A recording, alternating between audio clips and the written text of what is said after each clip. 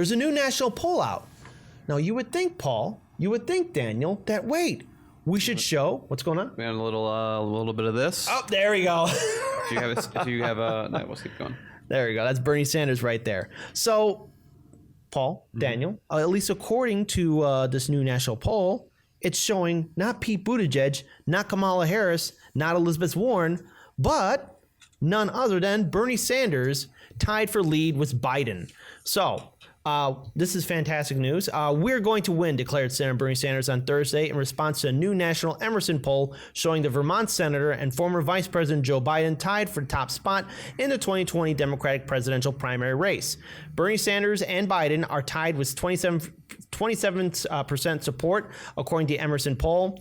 Senator Warren is polled at third place at 20%, and South Bend, Indiana Mayor Pete Buttigieg standing at fourth place, where he's always been at 7%. Yeah, strong fourth. But that just goes to show that he's in the lead.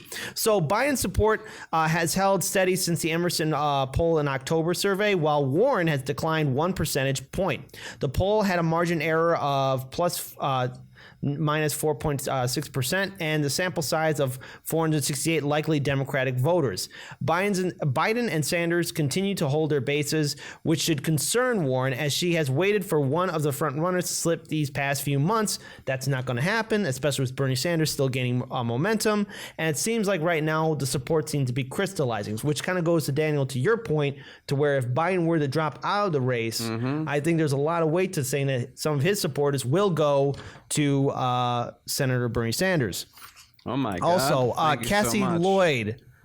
My goodness, I am very humbled by this. Cassie Lloyd, thank you. Wanted to say thank you for the nice letter and founders pin, hashtag Bernie or bust, baby. Cassie Lloyd, you are one of our Patreon supporters, and with this $50 super chat, thank you. We could not do this were not for supporters and viewers like you, and we really want to thank our Patreon supporters. And you know, there's a lot of perks, especially being with us from the beginning.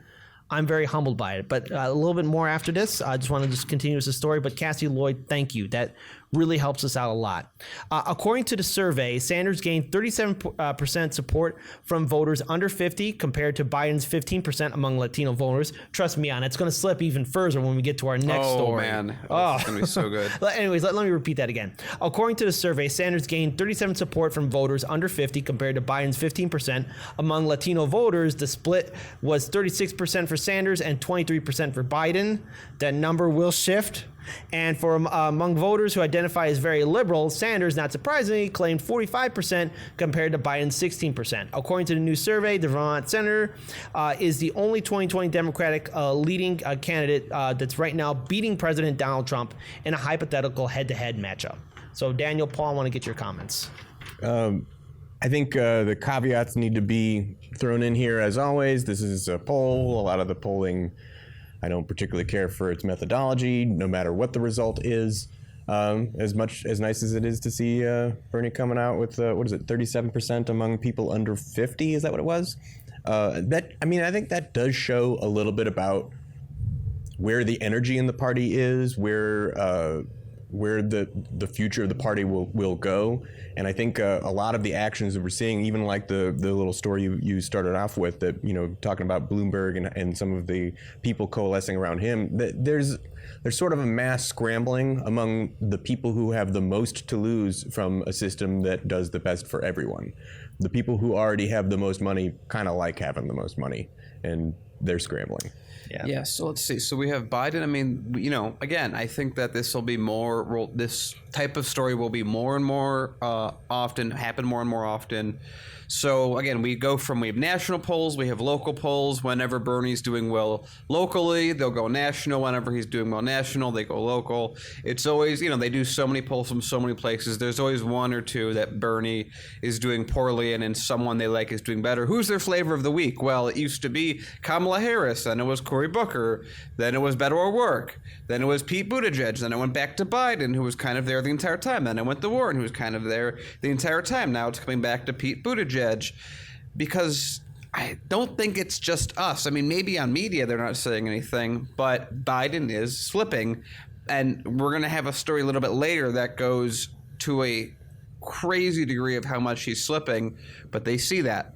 And they're trying their best. And just like Paul said, this looks like, if we were to categorize it, this is a scramble of wealthy people realizing that, the odds aren't quite in the favor that they were hoping for. But it also goes further to the point that they don't have the ability to just, there's still people that'll say like, the DNC will steal the election or rig it. They wouldn't act this way if that was the case. But Daniel, if you control everything thoroughly, and Bloomberg or whoever can just pull little lines behind the back, he doesn't need to enter the race.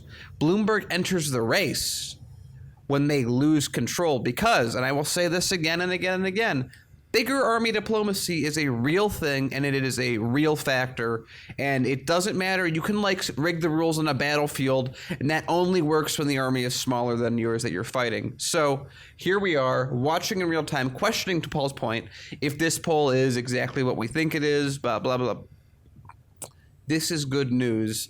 This means that we are moving in this very slowly in this direction of the right type of momentum, Paul. Yeah, Paul. I think there's an interesting thing that you point out, but I want to expand upon a little bit, and that is how the establishment actors sort of want to anoint a different person when it's like, Kamala Harris isn't working out. Let's move over to Pete Buttigieg. Let's move over, Booker can Booker.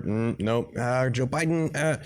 There's a little bit of disagreement and fracturing even among the people who have the most power to control what the narrative is. Call it narrative, call it spin, call it manufacturing consent, call it whatever you like, but it's a theme that we have seen consistently on this show and will continue to see even with other stories today, is that perception equals reality, right? Mm-hmm. Control of the narrative is everything, and that's what a lot of what I see is disagreement in controlling that narrative and scrambling to be trying to see what sticks. Yeah. So just very quick, because I know Kit wants to make a point. This is partially why Bernie Sanders does so well with young people. Because again, we're not generalizing, we're just saying by the numbers, older people have watched mainstream media for more of their life and they have, in general, more trust in it. And so I think that's a lot of what we see with this age divide. So they expect for the longest time that the young don't vote, and it doesn't matter what they think, so we're not even going to focus on them with content. What happens? Grassroots content springs up, like us, Hardlands Media, and people listen to it. And now that these people are older adults that vote, they're like, oh, crap, we missed this entire wave.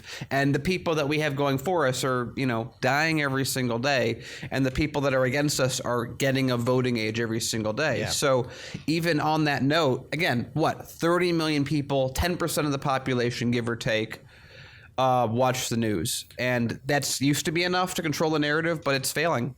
So I just want to remind everyone too. Now, I'm glad to read articles like this because it's not a media blackout, because Bernie Sanders is still dealing with a media blackout. Even when we did a coverage on that just a few weeks ago, it's still a reality, because all what the corporate media is going to try and do right now at this point is silence the Bernie Sanders movement. Now, they can't do what they did in 2016, but they will try and do everything they can to deny any kind of positive story about Bernie Sanders. But the evidence is very clear, especially as we go on later on the show.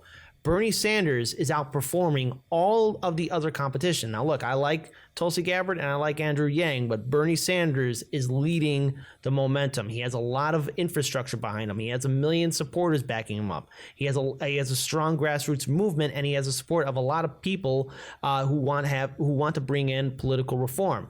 But it's also very important that we remain vigilant in regards to calling out the hypocrisy of these neoliberal establishment candidates like Biden, like Kamala Harris, like Amy Klobuchar, and even Pete Buttigieg and Cory Booker. We have to call them out, and we have to be aware that the DNC will do whatever they can, along with corporate media. They will do whatever they can to silence Bernie Sanders and any kind of positive momentum he is gaining, because he is the only one that's filling up stadiums. He is the only one that is getting a lot of support, not only from Democrats and liberals and socialists, but from people who are independents, and yes, even some people who are conservative, libertarians, or Republicans.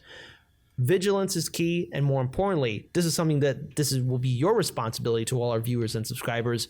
Know the rules and regulations in your state's primary. Talk to your friends and neighbors, especially those that may not agree with you. But you got to make this thing happen, because we need to bring in reform, because now more than ever, we just can't trust in the neoliberal, neoconservative system that we have.